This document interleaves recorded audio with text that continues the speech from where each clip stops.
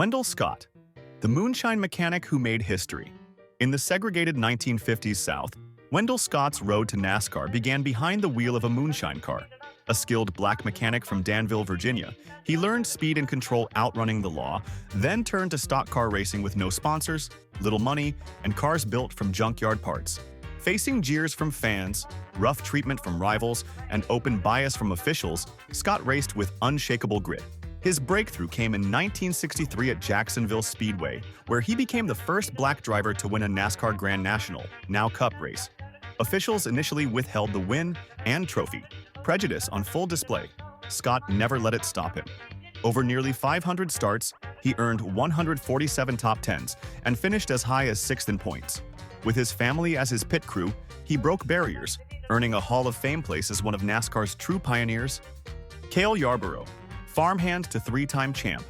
Cale Yarborough grew up on a South Carolina tobacco farm, plowing fields by age 9 and wrestling alligators for fun. After his father died in a plane crash, 11-year-old Cale took on adult farm duties but dreamed of racing. At 18, he lied about his age to enter a NASCAR event, only to be caught and booted from Darlington Speedway. Undeterred, he worked logging and turkey farms to fund weekend races. A football scholarship came his way, but when told to choose between sports, he picked racing, ignoring his coach's warning he'd starve to death. His break came when car builder Banjo Matthews offered him quality equipment. Cale won his first race in 1965, then captured both the Daytona 500 and Southern 500 in 1968. Partnering with Junior Johnson in the 70s, he won 3 straight Cup titles, 1976–78.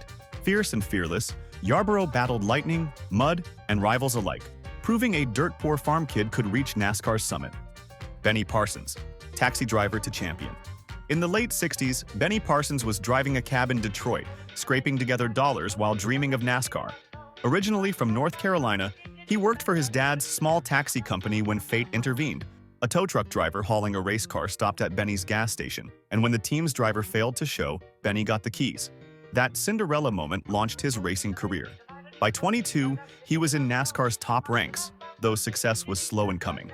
Driving underfunded cars, Benny clawed his way through the early 70s until 1973 when he shocked the sport. In the championship finale, his car was wrecked, but rival crews pitched in, sacrificing parts to keep him running.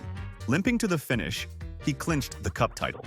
The former cabbie went on to win the 1975 Daytona 500 and become a beloved TV voice, forever remembered as Mr. Nice Guy, and proof that humble beginnings can lead to NASCAR glory. Dale Earnhardt, Milltown rebel to the Intimidator. Dale Earnhardt Sr. grew up in Kannapolis, North Carolina, a struggling mill town where most people worked the textile line. A 9th grade dropout, he chose racing over school against his father's wishes.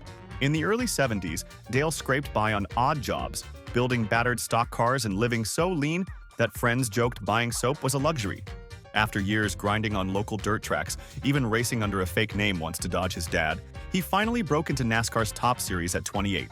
Earnhardt made an instant impact, earning Rookie of the Year in 1979 and winning the 1980 Cup title, the only driver ever to do both in consecutive seasons. Nicknamed the Intimidator, his aggressive style in the black No. 3 Chevrolet earned 76 wins and 7 championships, tying the record.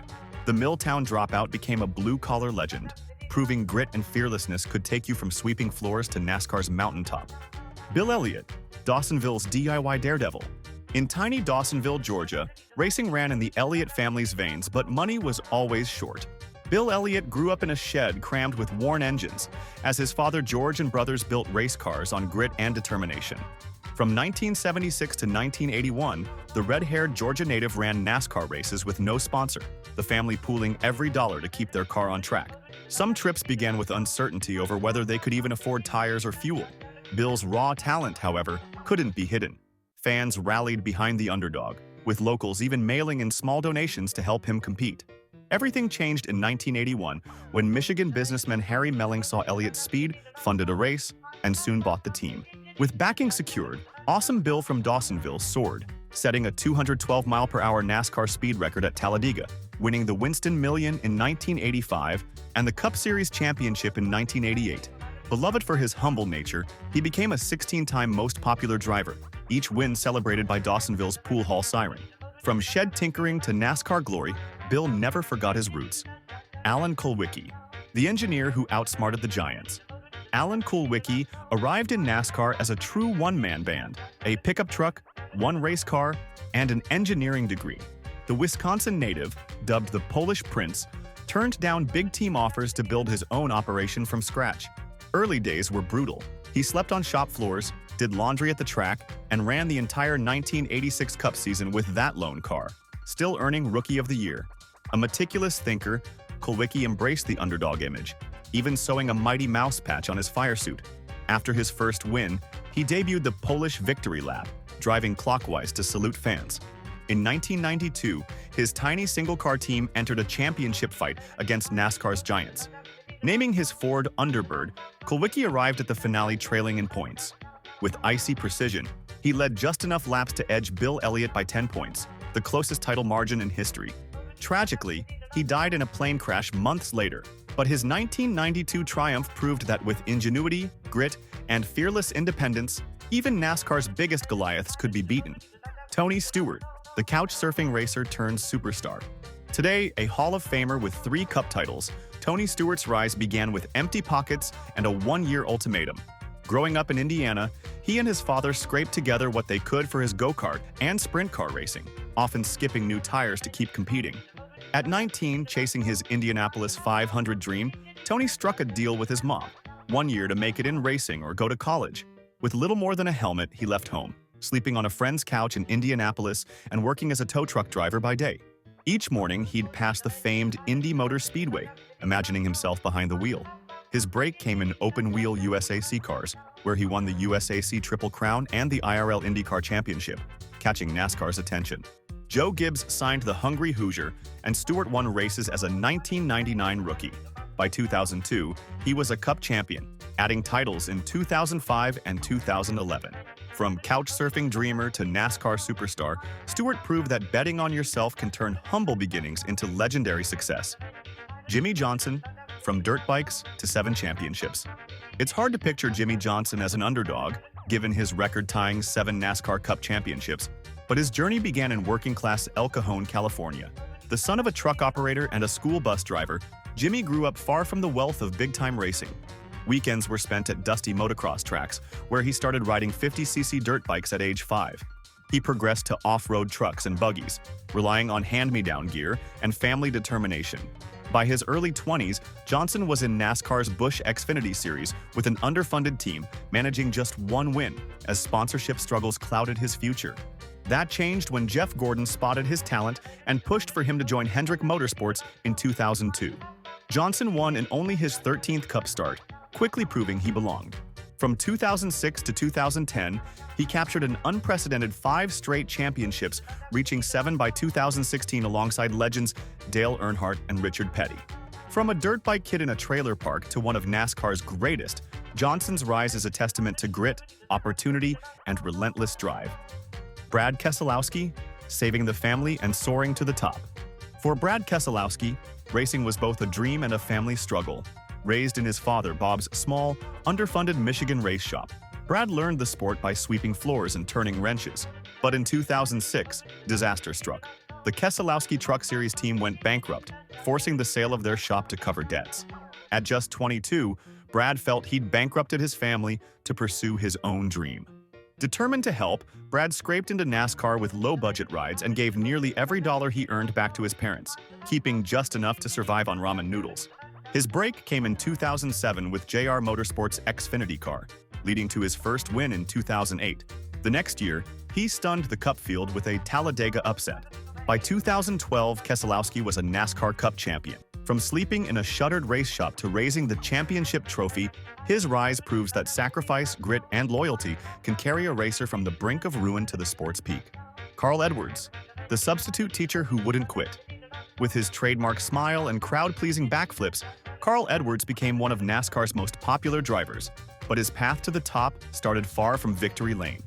In the early 2000s, Edwards was scraping by in Missouri, working as a substitute teacher by day and racing dirt tracks at night. He couldn't afford professional business cards, so he printed his own with the bold line, "If you're looking for a driver, you're looking at me." The hustle paid off when Truck Series owner Mike Mittler gave him a shot. Edwards impressed quickly, earning a Cup ride with Jack Roush in 2004. A year later, he won his first Cup race and celebrated with the backflip that became his signature. Edwards went on to claim the 2007 Xfinity Series championship and came within a tiebreaker of the 2011 Cup title. From grading papers to hoisting trophies, Carl's journey is a lesson in persistence. Proof that relentless self-belief can turn a substitute teacher into one of NASCAR's elite. Daniel Suárez. From tacos to the top tier. Daniel Suárez grew up in Monterrey, Mexico, selling tacos and working in his father's auto shop, worlds away from NASCAR glory. He began racing go-karts at 11, quickly dominating local events despite his family's financial struggles. His parents even sold their business to keep his dream alive. At 18, Suárez moved to the US with a suitcase and no English skills, learning the language from cartoons and racing shows while grinding through NASCAR's development ranks. Often sleeping on couches and racing on shoestring budgets, Suárez had to prove himself twice over to overcome cultural and financial hurdles. In 2016, driving for Joe Gibbs, he made history as the first foreign-born driver to win a NASCAR national title by capturing the Xfinity Series championship. Graduating to the Cup Series, Suárez earned a breakthrough win at Sonoma in 2022, becoming the first Mexican-born driver to win at NASCAR's top level.